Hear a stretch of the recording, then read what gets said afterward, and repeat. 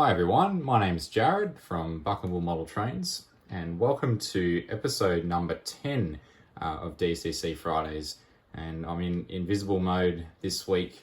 You can't see my face or anything because we're going to have a look this week at the Gopher Models 42SB GM sound project that I've recently revamped for Zimo decoders, and we're looking here at my exhibition layout in also varying forms of construction as always, little display layout, and we've got a B61 model. So this is a Victorian Railways B class locomotive number 61 in a much more modern livery though. This is now operated by Southern Short Haul Railroad and it is in the Streamliners 2016 livery and is actually named Bernie Baker after Mr.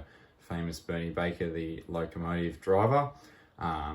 So yeah, let's without further ado, let's check out the sound project. So I'm going to head on and press F8, which is pretty synonymous key for startup sound.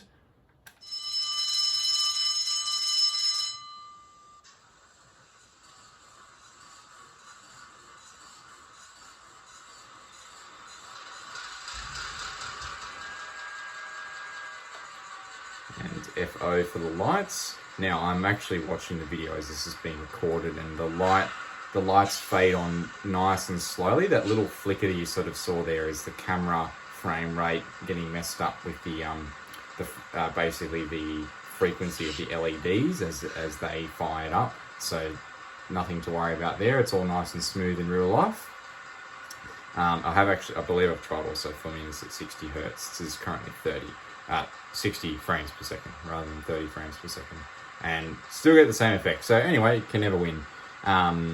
So very keen followers of my sound projects, the early version of the sound project will notice that the startup sound is very different and that the actual engine note is a bit different. This is because the sound files being used for this now are the revised EMD 16-cylinder 567 file from Zimo, which was John Colombo over in the US has sort of been distributing it. A good customer of mine down in Victoria very kindly passed it on to me, and at the time I thought, oh, it's probably just going to sound fairly similar to the Zimo project I already had, but it's actually much better. It's a far better sounding project, so I've obviously adopted it.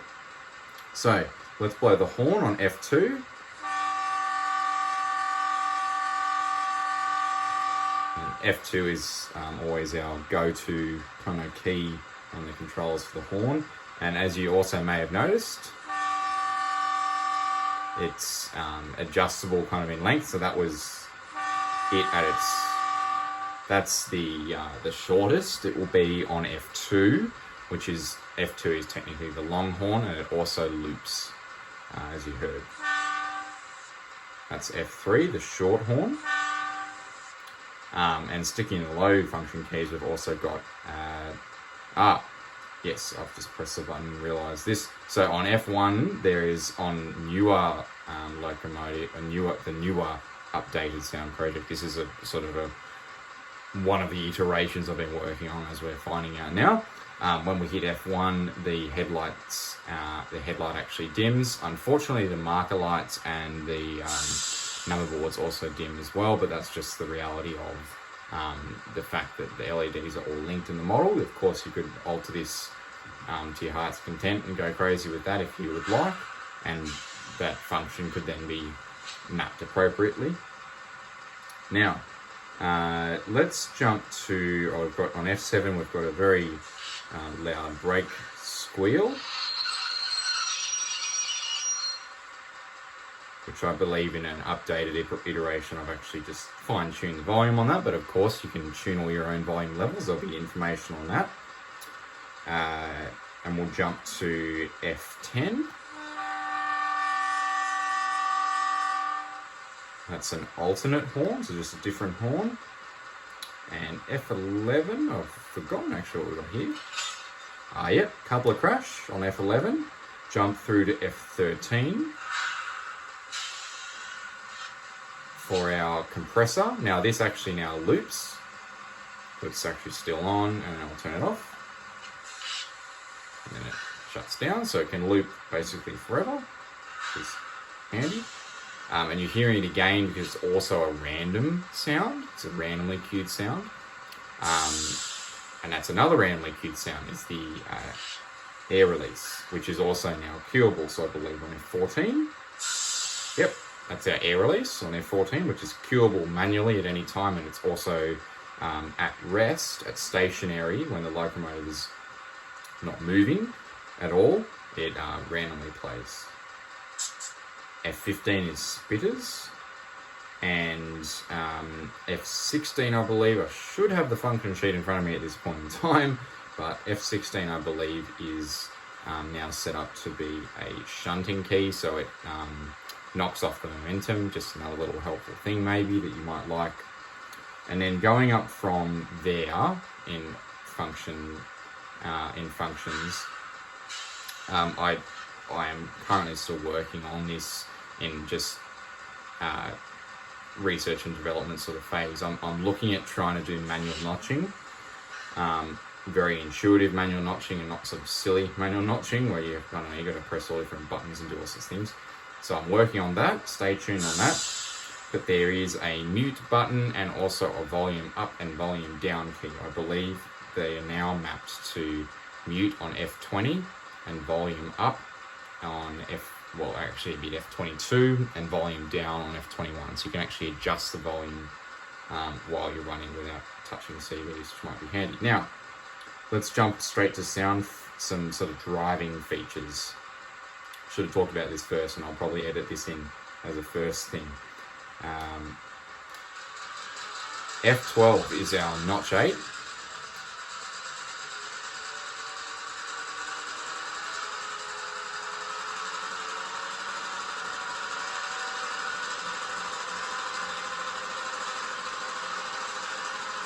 I'll go ahead and turn it off now. So obviously this can be enabled when not moving or at any speed step. You can just simply manually throw on notch 8 with F12.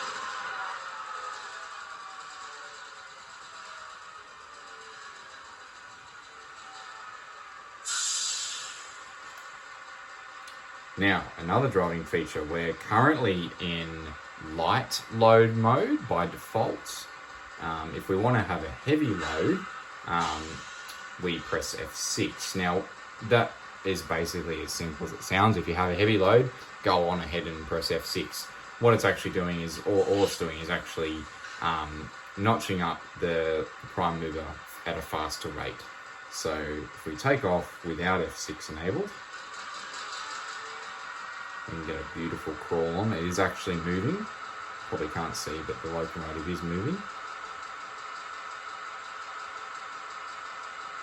Oh, looks like we might be getting some bit of dirty track or something there.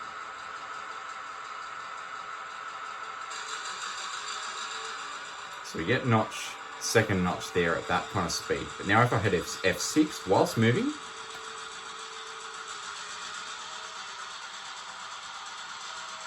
you'll notice that we actually just notched up again. So that's sort of showing you that now at this speed with heavy load activated, we will be at a higher engine RPM.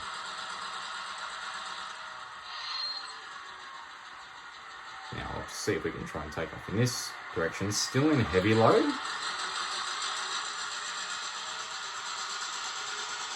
You can see at quite a low speed we're notching up a lot. And now if I actually back it off,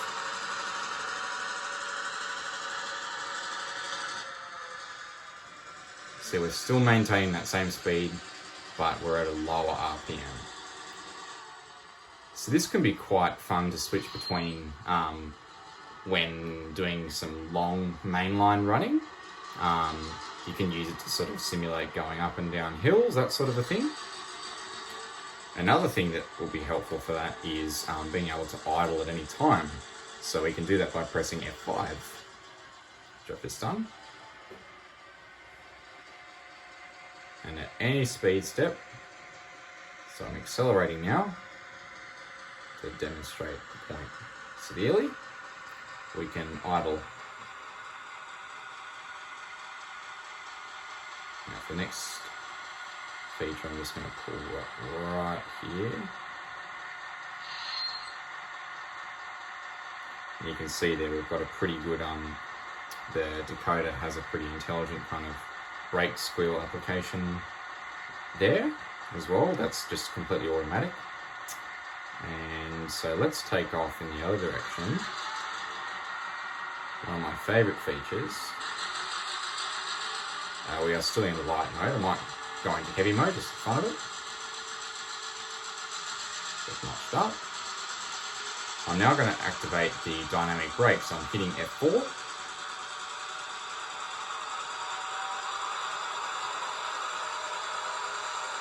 Oh yes, and okay, so here's the irony. This feature is actually not. So I've got another locomotive which has an MX decoder fitted to it. I'm going to make this be quiet so I can keep talking. So what's meant to happen is that when you press F4, the prime mover will immediately drop to idle, regardless of what speed step it's at, and the dynamic brake sound will then start up. You have full control of the speed of the locomotive at that point. Then when you press F4 again to turn the feature off, dependent on the speed of the locomotive, whatever speed it's doing, the prime mover will then notch back up to that appropriate level. Of course, also dependent on light load, heavy load as well. So it's basically a fully intelligent dynamic brake process. So that required a script for me to write, and the firmware on the MS490 fitted to this B61 here does not actually have scripts enabled yet, unfortunately, as of this moment, but with version 5 of that firmware coming out very soon, that will be as simple as updating the firmware and it will work. So I believe it's actually programmed onto this decoder, but unfortunately scripts is not yet active. But that will be a great feature. Which leads me then to what I think should be the last feature, which is drive lock. And this, if you're familiar with ESU sound decoders, you'll know all about this. Drive lock enables you to basically set the throttle to a certain level. You're driving along at a nice kind of speed. So basically, you know, you're pulling a long mainline train on a decently long layout, and you want to maintain the speed for a fair while, but you would like to change the sound so change the notch or the RPM, however you like to think of it, of the prime mover as you're driving along. So you might want to throttle down as you go down a grade, and throttle up as you go up a grade manually. So by pressing F9, that then locks your speed into wherever it was set at, and then you can move the throttle knob to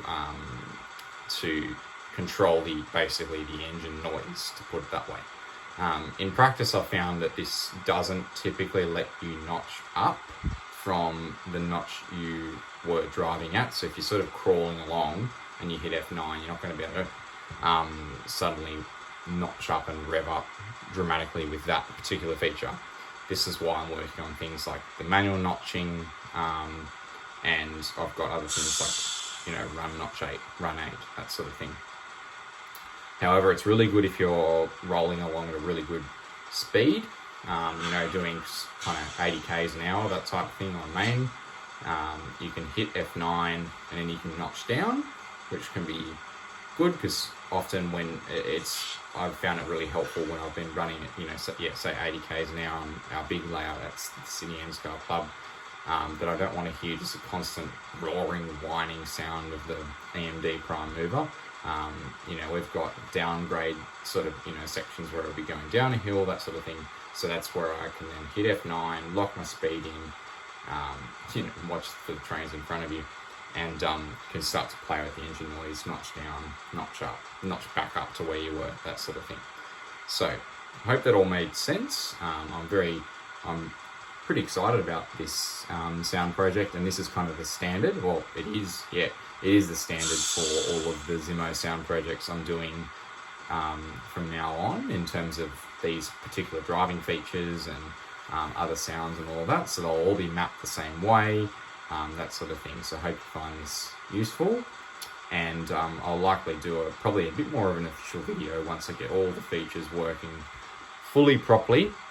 But this is just to give you a real good rundown of how it all works and what you can expect. So as always, I didn't mention it last week, but if you've got any suggestions of any sort of particular topics or things you'd like me to cover, let me know in the comments below, or send me an email, get in touch any which way you like. And thanks again for tuning in. And before I forget, you haven't heard it shut down, so I'll shut it down and we'll say goodbye.